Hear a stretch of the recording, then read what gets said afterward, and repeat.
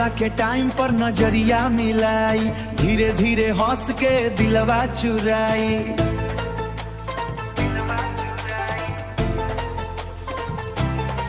सफेद बर्फ जैसा तोहर चेहरा जान, देखते ही हो जाला दिल बेईमान, देखते ही हो जाला दिल बेईमान।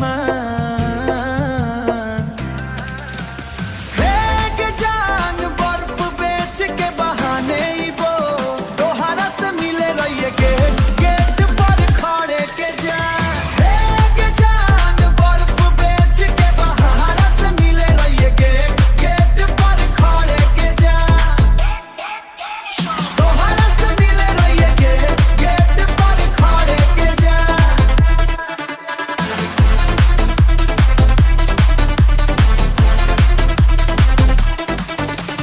गली गली घूमी तोहर नाम पुकार के, आ जई है ये जान जरा धीरे से बाहर के।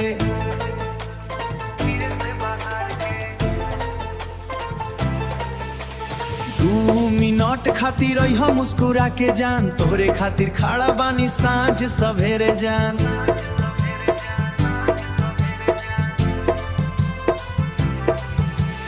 बर्फ पिघले लागे जैसे दिलवा हमार, तोहरा बिना सुना लागे सगरो सहर। प्रेम के कहानी लिखबू तोहर नाम से, गावे प्रमोद प्रभंजन दिल के अरमान से।